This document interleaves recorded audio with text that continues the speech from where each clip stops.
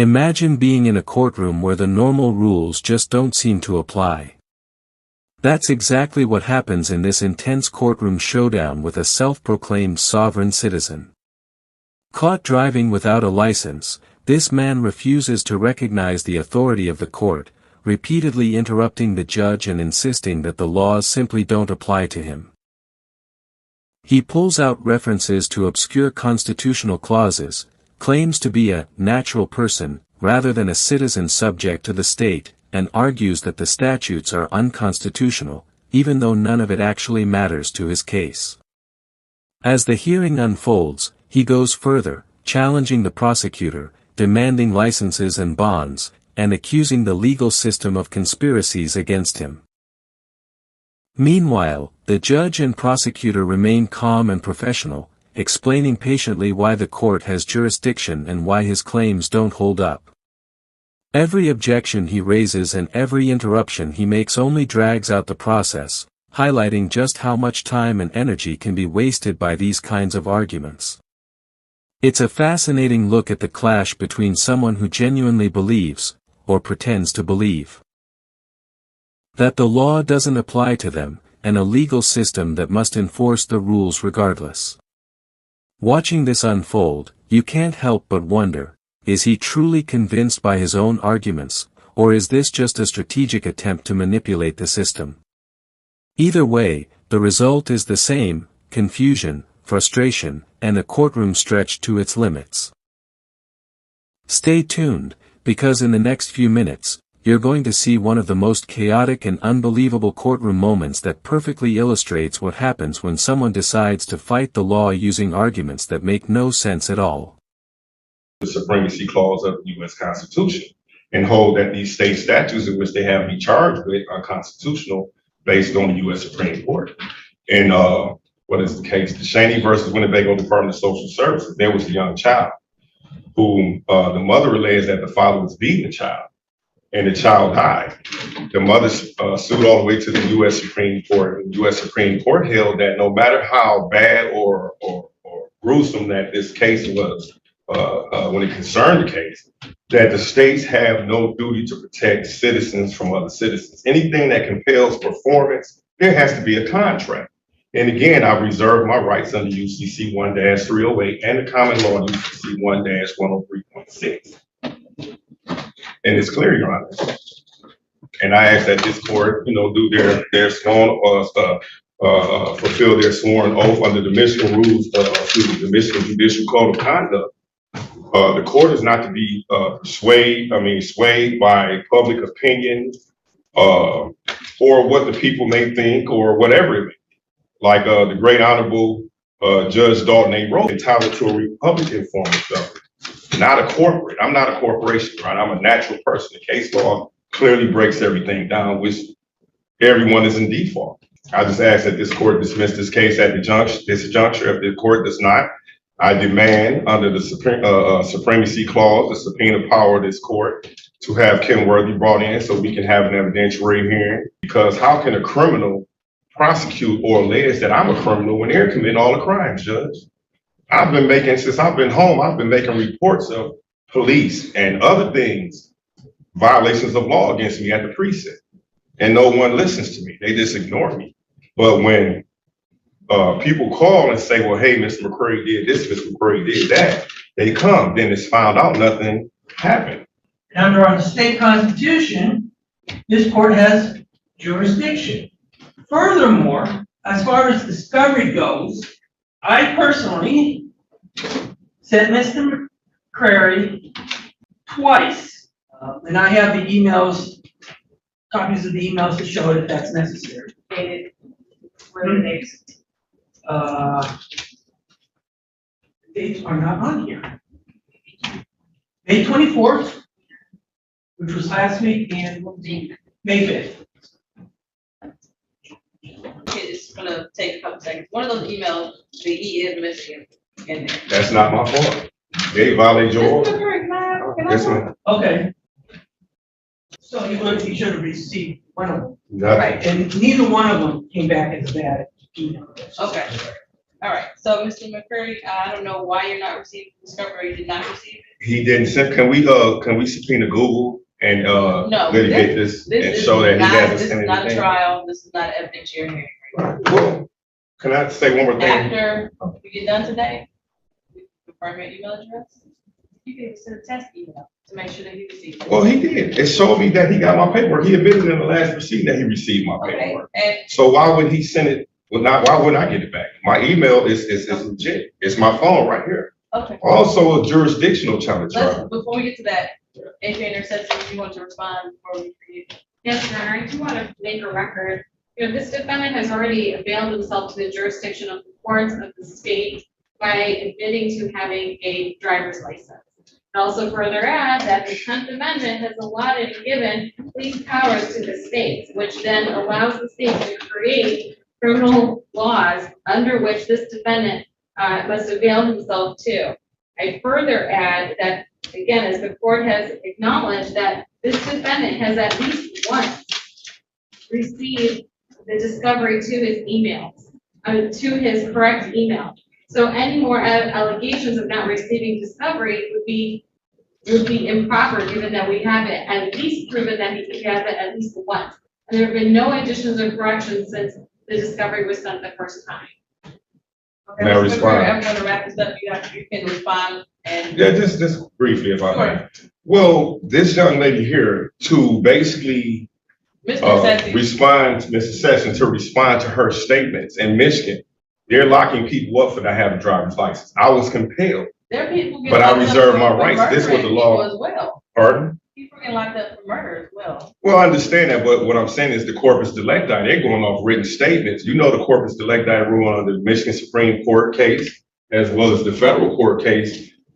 Where's the body of a crime? They're saying ammunition, all this, that. Where's the guns at? Where's the victim at? Strangulation, where's all this? Where's the medical I wouldn't reports? know because we haven't And had then, an exam. okay, but no, jurisdiction, once it's challenged, it must be proven by the people. This is state and federal law, from the Michigan court. And that I mean, they're already in default, but still, again, I'm demanding jurisdiction be challenged, personal subject matter and territorial jurisdiction.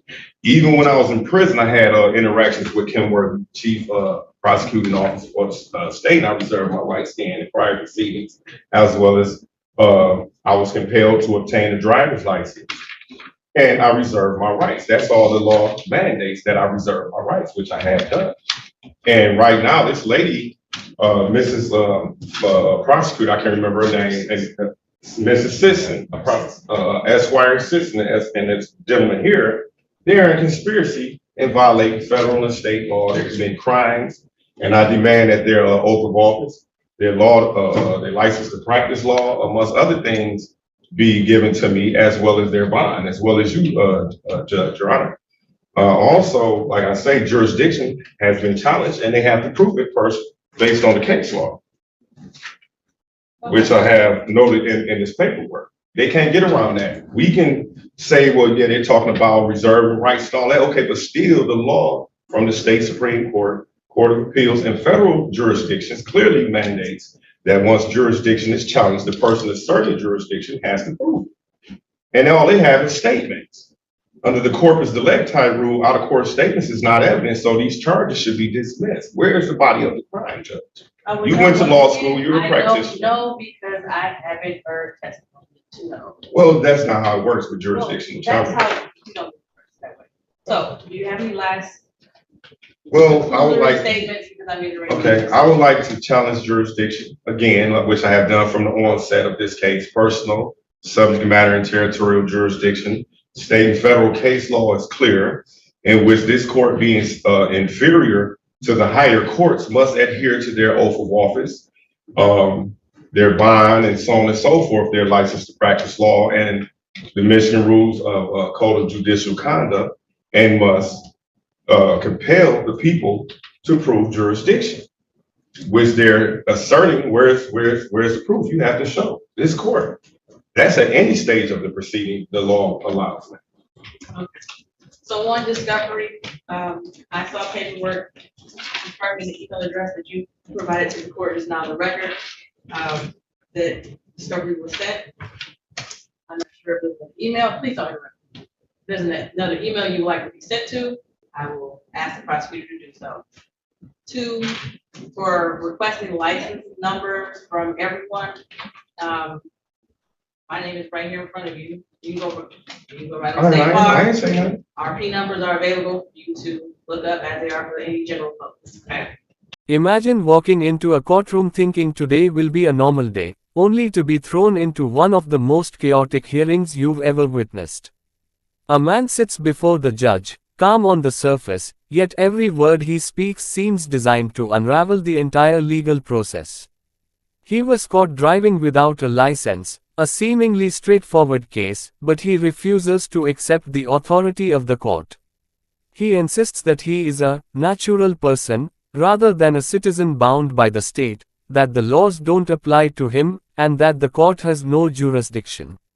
From the very first moment, it's clear this will not be a typical hearing.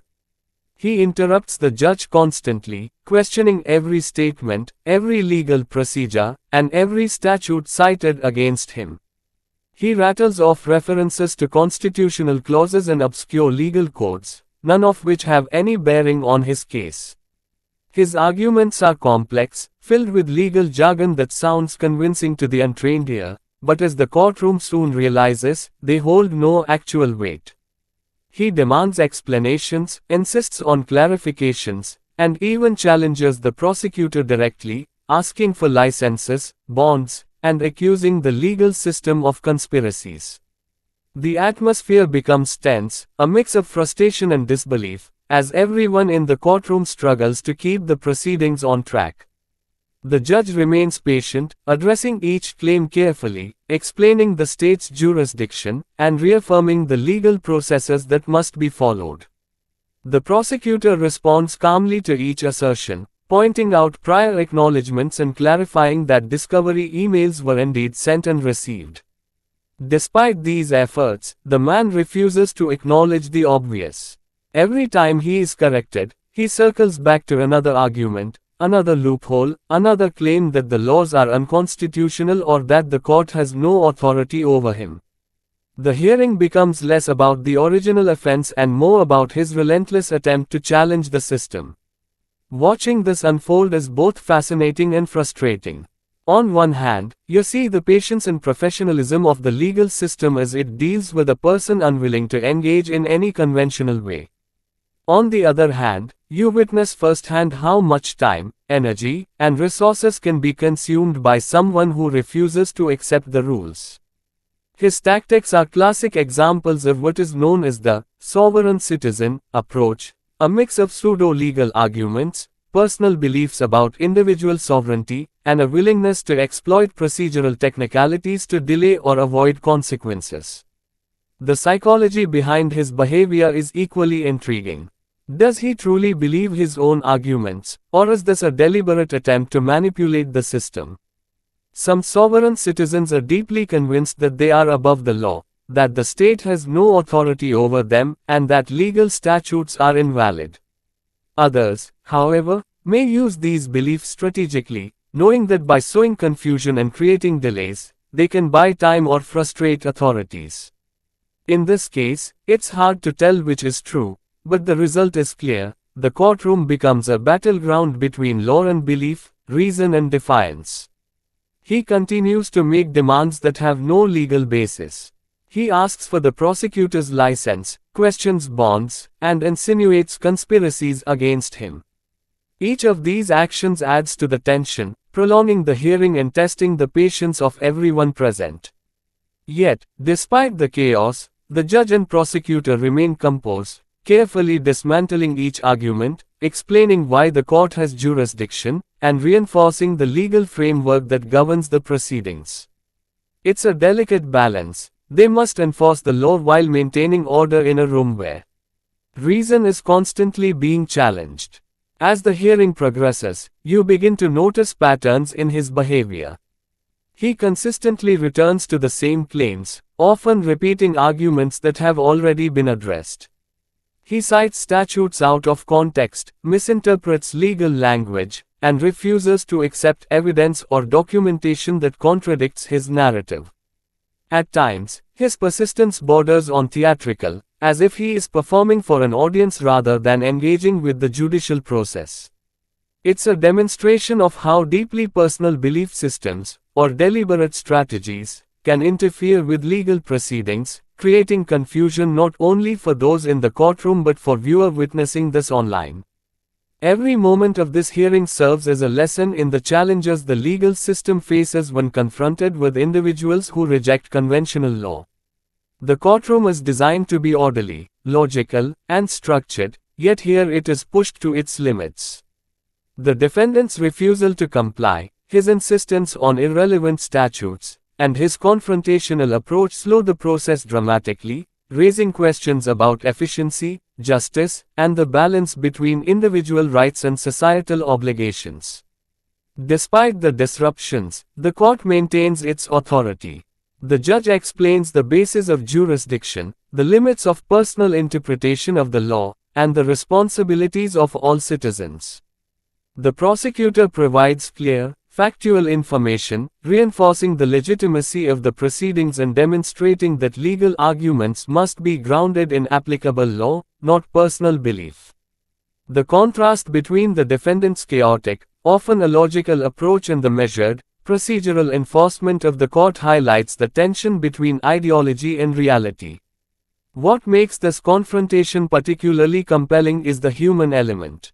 You can see the frustration building, not in anger, but in the slow, deliberate challenge of someone who refuses to accept basic rules. Yet at the same time, there is a strange fascination. The court becomes a stage where the limits of authority, belief, and legal interpretation collide. It forces viewers to consider the broader implications. What happens when individuals reject laws entirely, when they claim immunity based on personal philosophy, and when the structures designed to uphold order are tested by relentless defiance? Throughout the hearing, you see moments that could almost be comedic if they weren't so serious. The man's insistence on irrelevant demands, his repeated interruptions, and his convoluted reasoning create an almost surreal atmosphere. And yet, this surrealism underscores a serious truth. The legal system must be prepared to handle challenges that are not straightforward, that are not based in reality, but that still consume time and resources. Every absurd claim must be addressed, every misunderstanding corrected, every challenge documented. It is a test of patience, procedure, and professionalism. By the end of the hearing, it becomes evident that the original offense, driving without a license, is almost secondary.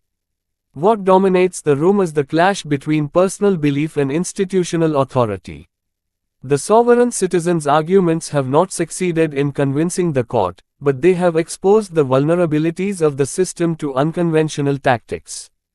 They illustrate the delicate balance the judiciary must maintain, enforcing the law while managing individuals who refuse to participate in conventional legal reasoning. As viewer, we are left with a mix of disbelief and reflection. Disbelief at the sheer persistence and audacity of the arguments, and reflection on how legal systems navigate the intersection of law, individual freedom, and societal order. This hearing is more than just a legal proceeding. It's a case study in human behavior, ideology, and the enduring necessity of structured authority. It forces us to ask, can belief ever outweigh law? And if not, how should systems adapt to handle those who refuse to play by the rules?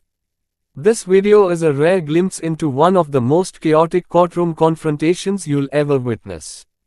It highlights the challenges faced by judges and prosecutors, the strategies employed by those who reject conventional authority, and the patience required to maintain order in the face of relentless defiance. It's a reminder that the law, while clear in principle, often meets complexity in practice, especially when individuals refuse to accept its authority.